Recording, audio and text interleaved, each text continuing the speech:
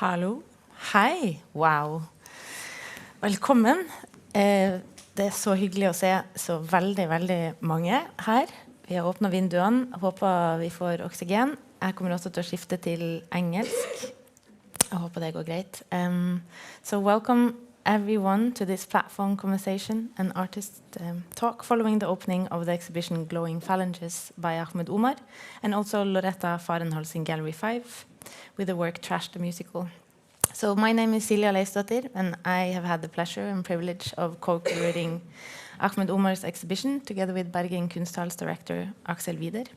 And this talk has become a tradition after the opening of an exhibition, and it will give us a possibility to look into some of the topics behind this exhibition. Before we begin, I have some practical information. So please be aware that this event is live streamed. So if you're uncomfortable with being on camera, there's a spot outside the camera view on the benches behind, but now it's a bit full, and also these spots here. This conversation will last about 45 minutes with the possibility for questions afterwards. We'll open for a Q&A. But to make sure that the questions also reach out to our online audience, my colleague Vilja will have a microphone ready. So it's great if you want to use the microphone when you have questions. Toilets are to my left in the door over there. And I would also like to thank the live team at Bergen Kunsthall for making this event happening. Henrik Skauge, and Sofia Hamnes, Nora Svanti Almes, and Vilja Kjærsheim. And then we are very happy to have Ahmed Umar with us today after the opening, the great opening yesterday. First, I'll do a short bio, and then we'll get ready to talk. So Ahmed Umar came to Norway from Sudan as a political refugee in 2008. He has an MA from the Academy of Fine Arts in Oslo, where he's now also based. And through his work, Umar has become an important figure for queer communities in both Norway and Sudan. His art is exhibited in a number of central art institutions in Norway and abroad, including the Biennial of Sydney, Kunstnernes Hus, and currently also Trondheim Kunstmuseum in conjunction with the Lorkskive Art Prize. Ahmed is also acquired by the likes of the National Museum, Koro Public Art Norway, Drammen Museum of Art and Cultural History, and the Oslo Municipality Art Collection. I have a few slides just because I hope now everyone here has had the possibility to either see the exhibition yesterday or a little bit today, maybe before you came. But we also have an online audience, and it's nice to have some visuals to talk about. So these I'll flick through a little bit now so we know what we're talking about, and then we can go back and forwards a little bit. So these are some of the 99 sculptures exhibited downstairs. This is one view from downstairs. Also this that we will come back to. And these. So I'll flick, oh, no, god damn it. 2 seconds. Here we go. Yeah, okay, so we will start by the beginning, I think. So this project has sort of a beginning before the beginning somehow. Do you want to say a little bit about how this project started? Yeah. First, hi everyone. I'm terrified. You're so many. And it is really nice to see all of you. So thank you for taking the time to come and hear more about my exhibition and ideas and so. So the beginning of the Glowing Phalanges series is maybe I will go. I talk a lot when I'm nervous, so bear with me as well. So, yeah. I'll take you from the very beginning of the whole thing. Maybe I grew up in Mecca, in Saudi Arabia, whilst I come from a Sudanese family that is very established within the Sufism movement in Sudan. And yeah, growing up in Mecca, the general or the common teaching that is followed in Mecca is called Wahhabism, and it's very much it's very conservative in almost a fanatic way, I think. And there is a major collusion between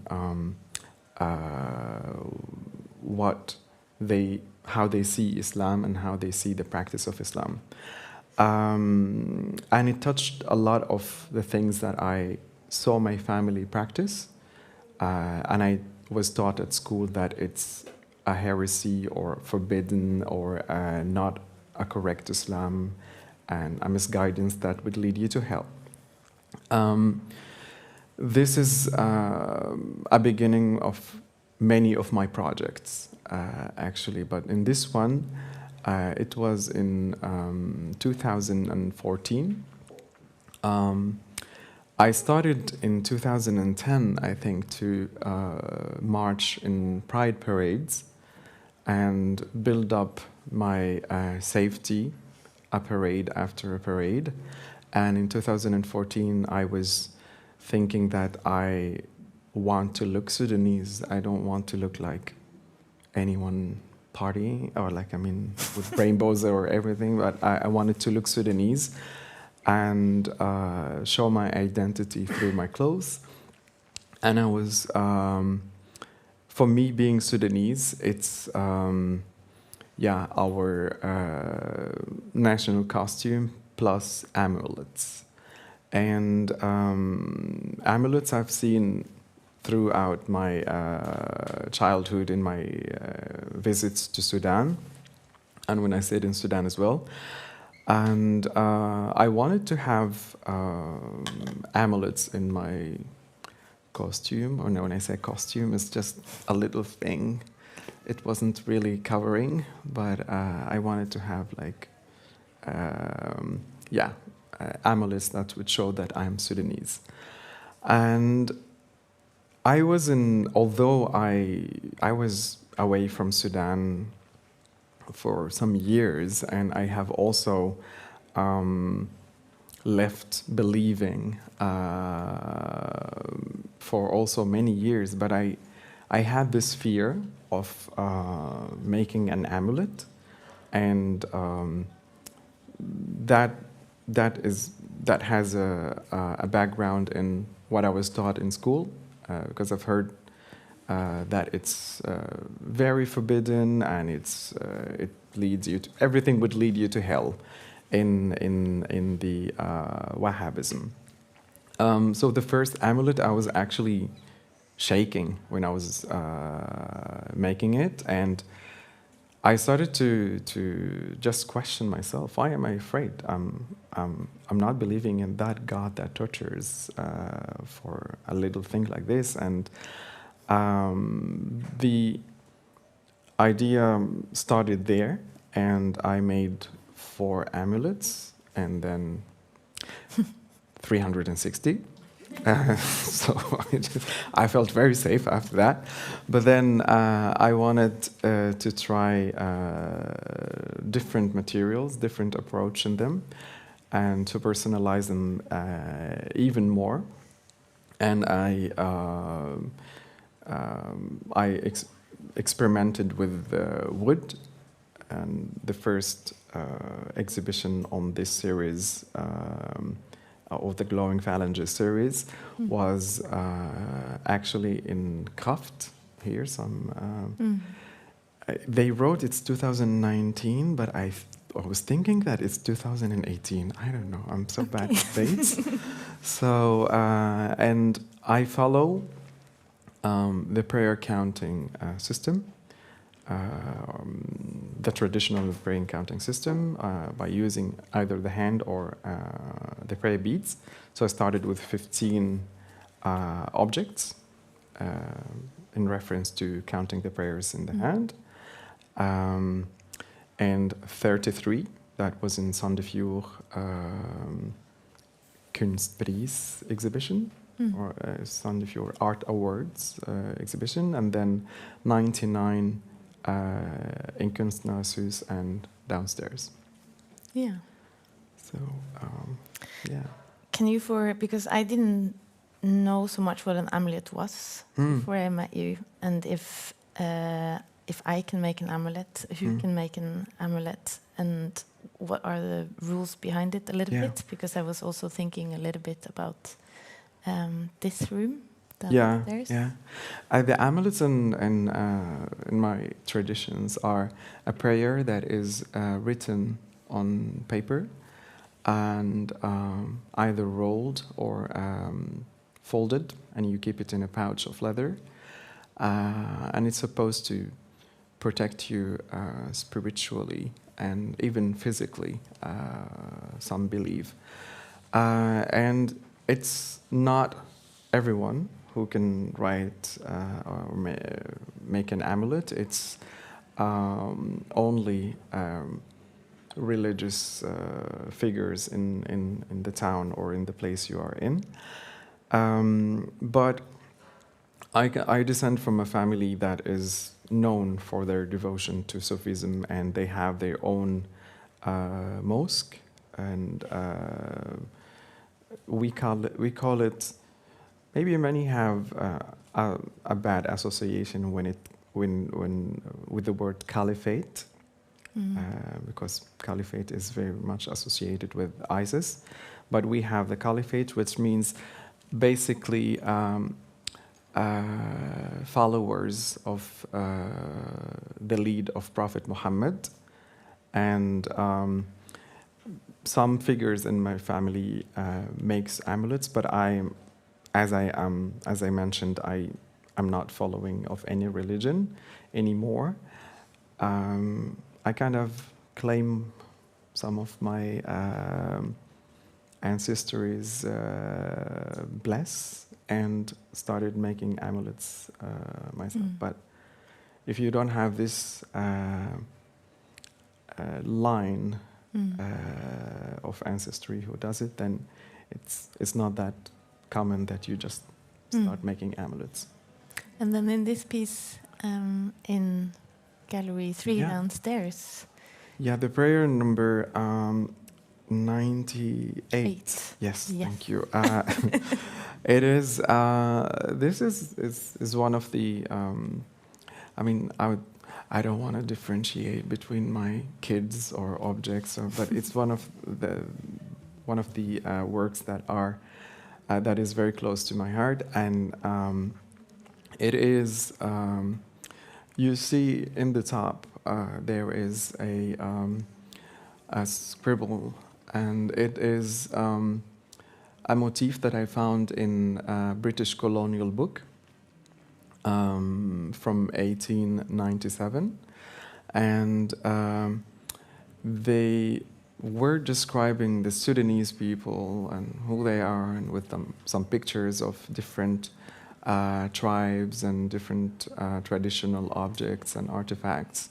And among them, there was a picture of these insides of some amulets, and they were described as fake or spurious in British. And the person who made them was described as an imposter. And for me, as a Sudanese, it's very strange, because spirituality for us has nothing to do with literacy. You can be a spiritual person and write amulets without being able to read or write. So and I find it very offensive that someone from like islands so far from us coming to us uninvited and wanted to standardize our culture according to their standards. So yeah, it was very strange that they call it fake, and the person who made them is an imposter just because he didn't read or write. And it's true. In all, like the 85 square meters that you see, there is no single symbol that is readable or as an Arabic letter. But it holds the power as any other amulet. As a Sudanese, when I see it, and as other Sudanese people who have seen it, you can sense the originality of it. So I decided to just make it into biggest possible, that it would take as much as possible of space, and I want the audience to feel that they are inside of an amulet, and also feel the spirituality that I want to put you in, and added to the piece in the ceiling, there is sounds that are from the records from the mosque of my family, and it follows. Are you Sudanese? Okay, yeah. Hi, girl. Hey, كيف تمام? Okay, sorry, I just like connected. So yeah, and yeah, so I wanted to put the audience in a very Sufi, spiritual atmosphere. So the records follows a Friday, a whole Friday from the first prayer in morning, like around 4:30 or something, until late in the evening, and you would hear much of chants and prayer callings that I used to hear when I was young. And I recommend you, as you're here, it's a total different experience if you lay down and look up and just disconnect from everything around you and just listen and watch up. It's something, promoting my work. Yeah, so.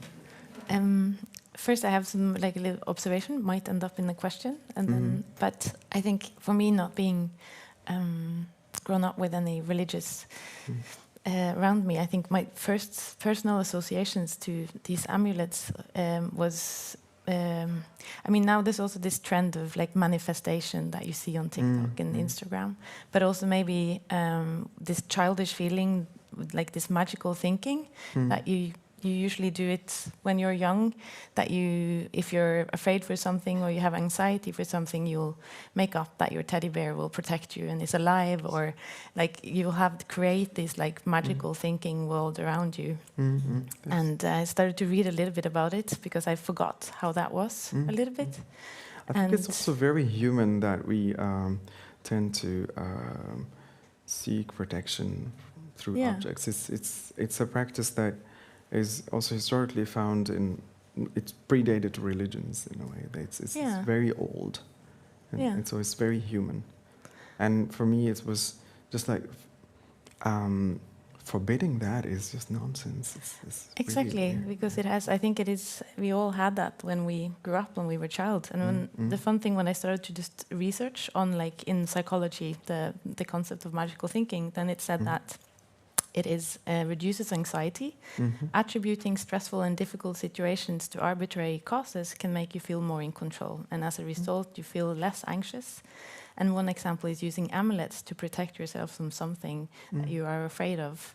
And I just thought that was like a nice link to everything. But then we also have to come into some other aspects, and we've looked into some of these like spiritual aspects of your work, and that they are very personal. So in one way I'm curious to how, like, because you make these amulets and these prayer beads, I assume first and all for yourself and not for me or for you.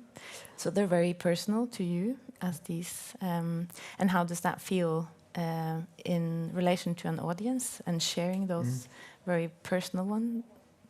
And so that's one question. But also if you can, there's this other aspect of the materials in your work and how that's connected with the spirituality. Yeah, I can start with the name of Glowing Phalanges. Like, the name comes from an experience that I had when I was a child in Saudi Arabia, and we had a religious study class, and the teacher told us, do not use prayer beads. It's a heresy, and every heresy leads to hell, as Prophet Muhammad said. And you should instead use your phalanges, finger bones, to count prayers. And you use the right hand only, because traditionally the right hand is, you use it for clean or pure stuff, and the left hand you use it to wash yourself and other things like that. And he came up with something I really did not find growing up, or like when I'm growing up, a reference to what he said. But he told us that Allah will reward you with making your phalanges glow in the day of judgment if you use them to pray. So you have to drop the prayer beads. And back in Sudan, my family uses prayer beads that has 1,000 pieces. So from there, I got this name. But beside the spiritual aspect of them, there is also a materialistic part, in which that almost all of the materials that you see, especially in the small objects, have a background on objects that were brought to Norway as souvenirs or pieces from this exotic Africa or Asia and so on. And for me, finding like pieces that are they are just a decoration to decorate someone who wants to show that I was in Africa. And they really do not carry, in my opinions, much of culture, especially those of them that are very repetitive. You find them from the same designs or objects from different countries, and they are handmade. And to make these, you need to cut ebony trees. For me, it's a holy tree. We have a lot of, or we used to have a lot of it in Sudan, and now it's endangered. And shooting animals, like shooting an elephant. The elephant ring that you see downstairs, it's I bought it here. I find a lot of crazy things in fin.no. Yeah, I'm telling you, I had interestingly amazing encounters with people. But that one, I think the seller had some bad conscience about having elephant tusks, and she told me that it was an old and happy elephant that my father shot in Zimbabwe. It had a good life. So I'm like, oh, okay, thank you for that. But yeah, so in my approach, I collect these materials wherever I find them, and try to use them as a medium that would tell a personal story, because for me they are not very personal, and they are as I said, they're very holy for me, so I treat them with respect and try to not really make a big intervention on them, especially that those of them that were not touched or sabotaged, I would say. I use them as a way of sending prayers to myself. It's a nice way of meditating, doing the same movement for 16, 18 hours a day. It works very good for my anxiety and all my... I'm curious though, do you have all of these stories of people you also meet, 98% of the materials, I think you said, are actually bought here in Norway. And then having these encounters with people during fin.no or at the fleet markers, I'm sure all of these stories probably could fill a book in itself with all these stories. And each object that you use have this story that comes with it. So I'm wondering, do you have some kind of sketch when you start and you have like what was maybe it used to be a giraffe in wood or something like that, and then you have it and you start creating what we see downstairs? And do you draw a drawing before? Do you have a sketch? Do you think like this? Does the story that is behind it or the people that you met behind it, does that sort of shape the object somehow, or do you just no? I don't sketch any. I'm a very messy person, but I don't sketch anything. But of course you are very much forced to follow the object and what it was before, because a giraffe has a certain shape, and you just have to work with that shape. And as you see also, most of the objects are like in not that big sizes, because most of the souvenirs are a suitcase size that you can fit in your suitcase. So I work in a way with the materials, but not like the material. And then you have the hand. So do you create the object first and then the hand? Yeah. This is just me being curious. And then the hand that fits to the object afterwards. Yeah, like that's true. the order of, okay, yeah. I also, there is a thing to say about the hand and the positions of the hands. Yeah. So it's as I said earlier, like the traditional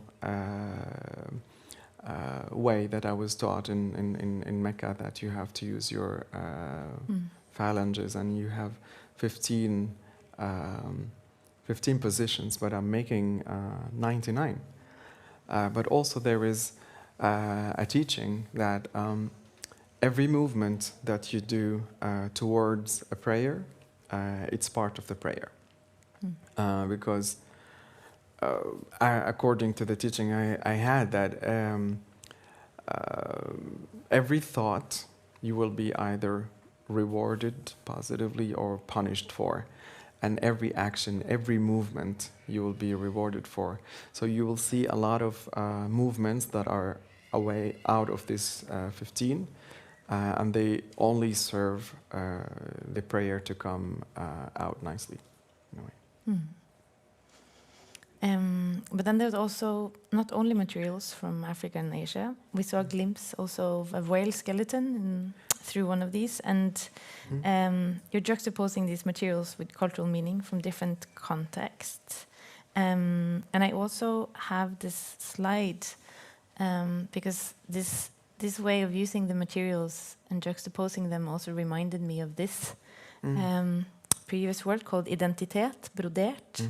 Yeah, where there's also a similar method where you're combining the different materials and stories. You create something new with a wide variety of materials, and you also use clay, and you use many different textiles, and your relationship to materials also. Do you want to say like a little bit of how? Yeah, I get bored very easily, so I also like to experiment.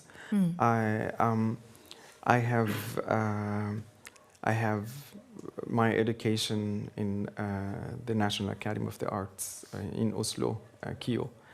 And in the 5 years of studying, I had courses in all the departments. So I'm not specialist in anything, although I got like my degree in ceramics. But I like to try new things and jump from a material to material. And in this piece here, I wanted the first time I saw 17th of May celebration, I was just like, wow, this is intense, but this is also very nice. Norwegians are colorful, and it is really nice, and there is a lot of craft that lays in the national costumes of Norway. And as the little kid on me said, like, oh, I want one as well. But after that, then I learned that it's as it is in every cultural thing, you just don't go and grab. So I had like discussions, and I had a course in Hallingdal where I was taught by very nice old ladies how to do in the traditional embroidery. And after that I asked one of them, like, what do you think if I want to create a costume that tells my story, coming from Sudan and living here in Norway, and I would like to use my Norwegian connection. I would like it to be through your traditional embroidery and costumes. And she said, well, this embroidery we do in cushions. If you want, we should definitely help you for that. So it's a very cool old lady. And then I did the design that is also very much me. I don't really belong to this man, woman, whatever, like, and every expectations and roles that comes after it. I'm a human being, and my sexual life is not your business. Between my legs is not your business. I don't want it to be a reason neither for respect or for disrespect. So, and I also, my relationship to clothing is that I wear everything that fits my body, and wherever, like, the designer thought that it would be for this or this. So it's a mash of traditionally men and women costumes, and also a mash of Sudanese traditional historical costumes of warriors that fought against the colonialism. And in the middle, there is the Hallingroser, or like Halling roses, that I rearranged them according. For me, it resembles very much the arrangement of ornaments in Quran. And yeah, so I kind of made my own identity in a way through embroidery, and in this work, and also do you have a lot of performative aspects in many of your works?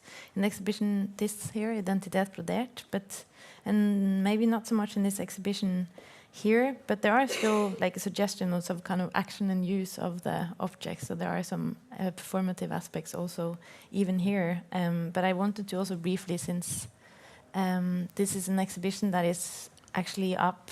Today is Saturday. It closes tomorrow. Yeah, right? It closes tomorrow. Yeah, so it's performance piece that is at Trondheim Kunstmuseum in conjunction with the Lokeshiva Art Award, and it's up for one more day. So I thought also it would be take really the flight to Trondheim. Yeah, just jump on a flight. But then maybe if you want to just say also a little bit about this piece that is one of your current pieces. Yeah. Okay. I have a Sudanese person here. Then you maybe very much know what I'm talking about. I also have to mention something. Yesterday they announced that I got the audience award. So I didn't get the $500,000. Thank you. So yeah, the award is $500,000. It went to a very great artist, Yuwar Nango. So I got the audience award, and it's nothing but recognition. But yeah, so the performance is titled Talitin, and Talitin is a slur, actually, or like not a nice word, that describes a boy who is very much enjoying the company and activities of girls. And who is that? Me. So I liked a lot, my friends and so on. They're like, I mean, my girlfriends, and they were also less violent than the boys. So, I had a huge fascination of the bridal dance, a tradition that we have in the central region, a bit northern region, where I come from. And I see that there is a very sad decline on the bridal dance, and it started to be like from a public event where everyone is invited to an event that is only for women, no photographing, if it's ever held. Just through my childhood, where I saw only one of my mom's cousins dance, and I was about 10 something, and I was not allowed to attend it because I'm a boy and it's a girls' activity. But I was just peeping from the balcony and trying also to dance after that. And of course, I can never do any movement of a bridal dance in front of my family. And yeah, I said it was a very public event, and now it's became very, very, very small. And women were proudly dancing with actually not so much clothes. They danced topless with a very like they were covered with jewelry though, but they were also wearing a skirt that is made of leather fringes, if maybe you can see there. And there is the interesting thing about the bridal dance is that it's a subject that both feminists and conservative religious people agree on. Like feminists would think that it's an objectification of a woman's body, and conservatives would say that it's haram or forbidden. And that also after also the dictatorships and the religious propaganda that was that Sudan was exposed to in the last 30 years, it made that there is a very, very much decrease in the dance. And the costume changed from rahat, which is this leather skirt that the groom would cut, and the bride would be completely naked for like a fraction of a second, and she would be covered with the clothes. And from that day, she transitioned into womanhood. Then from that day, she would wear fabrics and not leather. And now it's dresses and so, and there is no, actually also there is also no proper documentation. Most of the documentation, the very few of them actually that you can find online, they are leaked and not meant to be online. So I wanted to do something that I first love very much, and I wanted also to keep the legacy of this long line of women that kept it alive underground, and hopefully it will come overground at some point, and we can all dance, not only like women. But I would love to dance it, and I danced it, and it is just an incredible feeling. So I did 3 performances, and I was a bride 3 times. So it's really beautiful. Yeah, that sounds amazing. Yeah, it is. Your work is very much intertwined with your personal life, as we have now talked about, and it's impossible to separate the two.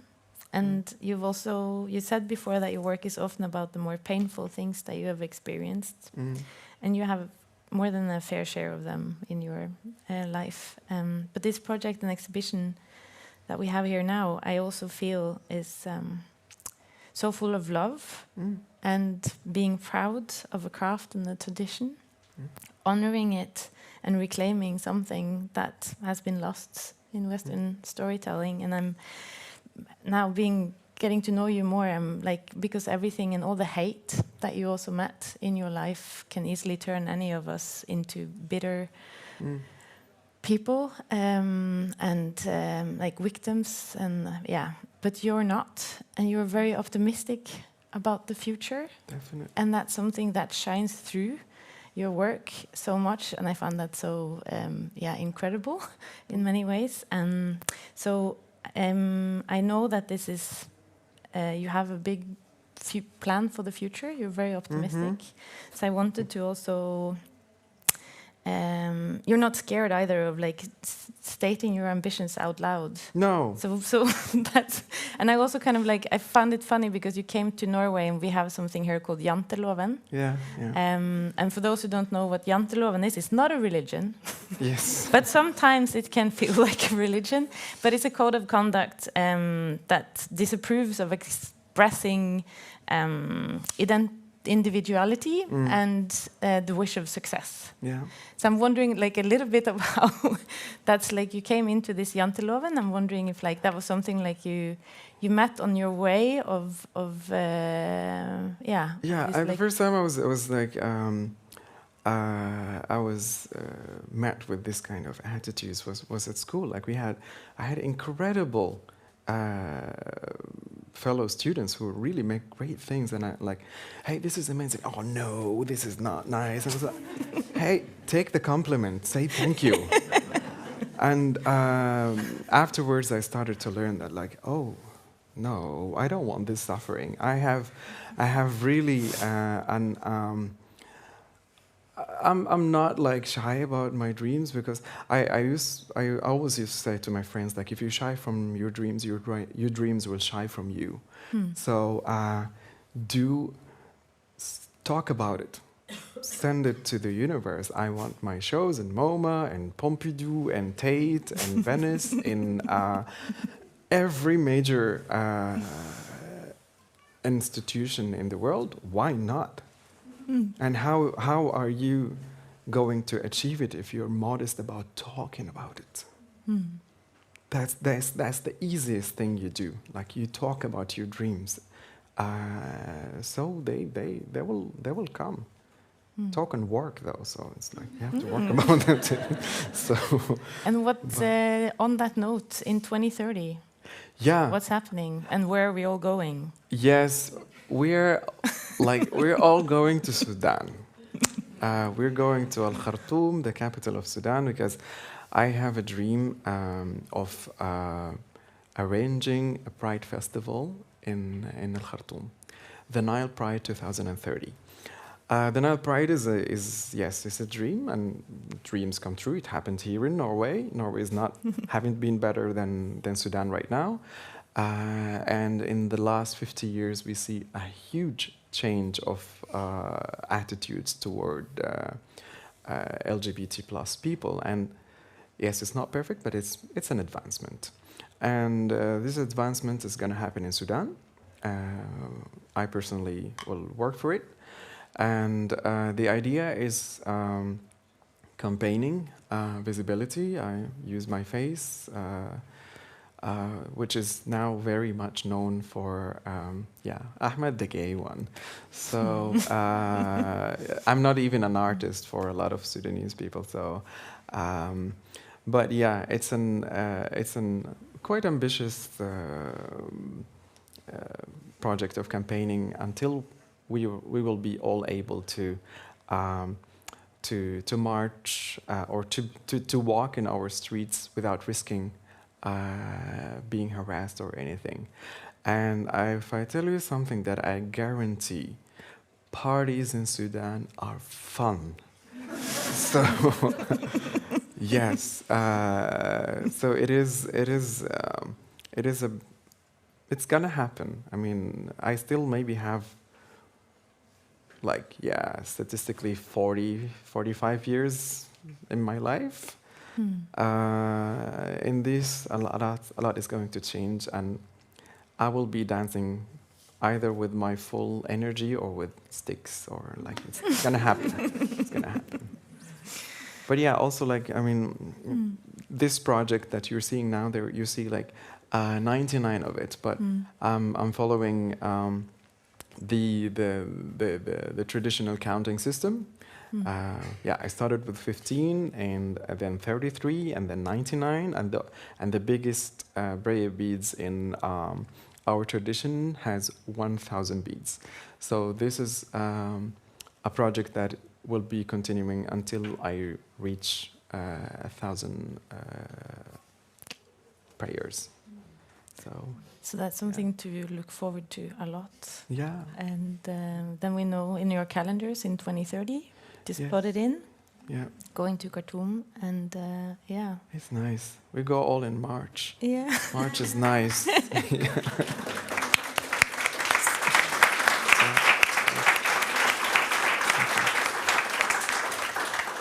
We have now been talking for the amount of time, more or less, that we have. I think this was a nice little end, and I think now we should open up for a few questions. Don't be shy.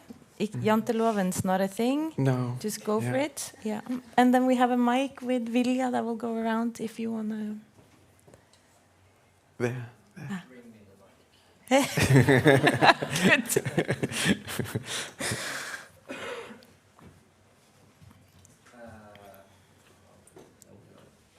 Thank you for the lovely talk, first of all.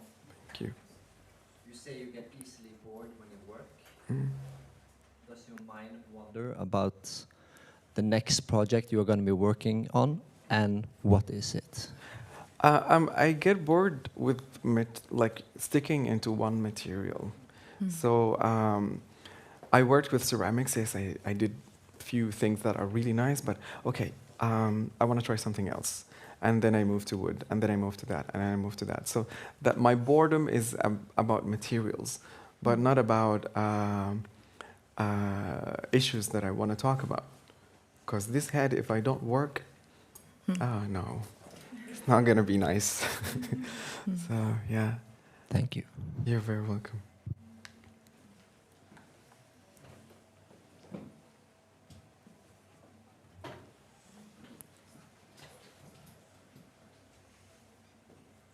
More questions? Yes. Yeah. Hello, then I have to ask a question, because it's actually following up on a question that Celia asked, and I wonder if I thought it was interesting, because we didn't talk about it so much in the preparation of the exhibition, because there's so much personal emotions actually, and history, and in the exhibition, and also the objects quite literally put that in a form that relates to your own body, and I wonder how it feels to have these objects on display, and actually seeing people look at them, and being just having the show now up for not even a day, but I see that they're so closely inspected, and everybody's so curious, and how that feels. Feels great. I mean, I consider myself also a storyteller. I like to share my my passion, my interest, and also the things that I want to talk about, whether they are painful or happy or whatever. I like to share it with the language that I kind of know most, which is using my body in creating things. So I love seeing people taking closer looks and want to touch but don't touch. So it's really, and also a lot of people comes with their own interpretations, and it often opens a very interesting discussions and perspectives. Thank you. There is a question there. Over there. Hi. Were you afraid of taking the Boonard? I'm really curious. I was very kind of expecting that, because for those who doesn't know, like there is a like a group. I don't know that you cannot like picture them, like we don't know who they are, but critical people that that are titled the Bunad Police. The Bunad is the traditional costume, the Norwegian traditional costume, and they exist online a lot. And so I was very much warned that I mean, there was like a row about the Queen having like slöifa or something like in the wrong side, and how dare she, and so like there is a lot of this kind of conservatism in the in the wrong place. And I was kind of ready to for some like angry people, but the people that I was most concerned about is the people who owns the tradition and the person who made it to me. Like they were happy, and they felt that I also treated it with respect, because the lady who made it for me, she said, "You're wearing it. It means that it means something to you. So I will help you on that." But yeah, and I got like I posted it online, and I think I got like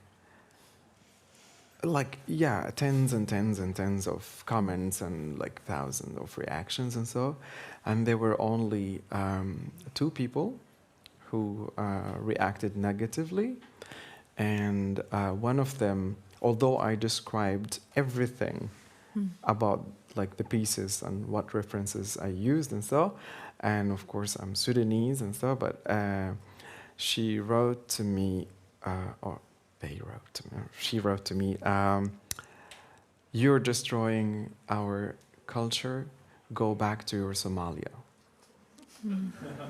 And I'm like, bro, yeah, it's written that I come from Sudan, but yeah, it's, I'm sorry for you. Yeah, we had like an interesting discussion, and in the end she said she meant that I'm not worthy of wearing it. I'm like, hey, if someone is worthy of wearing it, then it's me. So Borrow it with like honor is a borrow it with honor is a way of sharing the thing, and I think that's super important. And I was thinking also one more question, because I do also art, and I have a lot of queer friends, and I will consider myself as a queer artist, but I don't know when it's like queer art I do if I'm not see myself as in a sexual way queer. I don't know, and that's a little bit like similar to, I don't know, it's just like a question of where is like the border, and can I go there with like the honor and the respect, and yeah. I mean, I'm very open into like not being so rigid and make a lot of borders between us humans. Like there is, if someone wants a good for me, why do I like stand between them and like doing something good for me? I mean, if it's well intentioned and also well discussed between the person that you're working with or for or about, then yeah, why not? I mean, even if we talk about the Bunad, for example, it's inspired by many traditions from around. There is nothing that is pure. Like, I mean, everything is inspired by others, and yeah, we should just respect each other and give credit to each other. Is also very important. So yeah. There's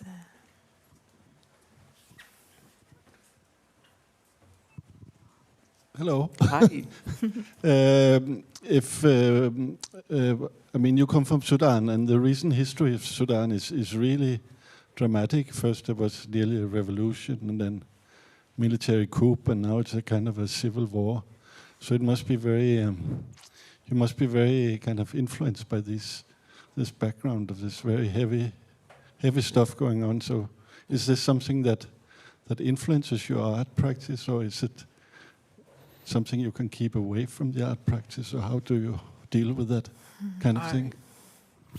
Thank you for your question, but yeah, Sudan is a mess right now, and it's very sad. Like, I mean, from the moment I opened my eyes to the world, Sudan is in a mess.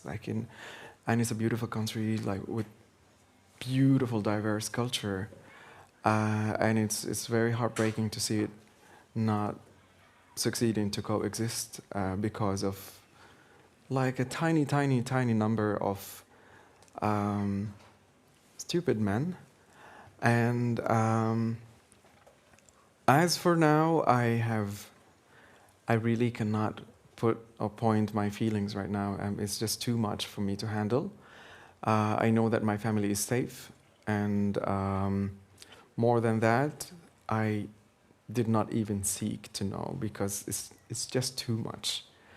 And we had a beautiful start of a revolution in 2019, and there was a sense of unity. And Sudan is 60% under 30, and we felt that, yeah, we're gonna get these old men out, and we have the country that we want. And there was a beautiful, although I wasn't there, but the energy was there, like when the sit-in protest that lasted for a while. And it was a small Sudan that everyone wished. My LGBT plus people were very much welcome there, and it was a version of Sudan that we wanted. And then comes all the military crazy for people and destroys everything. So at the moment, I really don't know what to feel. I try to protect myself from falling into depression, because I had a major one after the massacre that happened in 2019, and yeah, just protected myself, because also I was about to do this performance, the bridal dance performance, and it was crazy days. You cannot imagine. Like, it's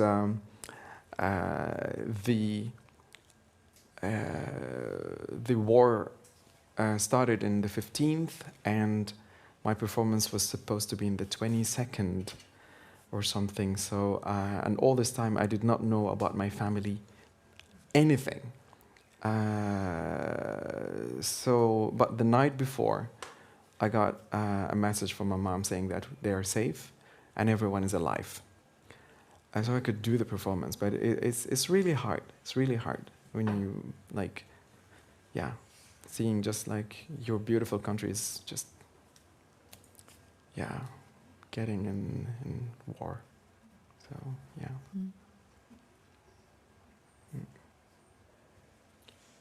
But, yeah.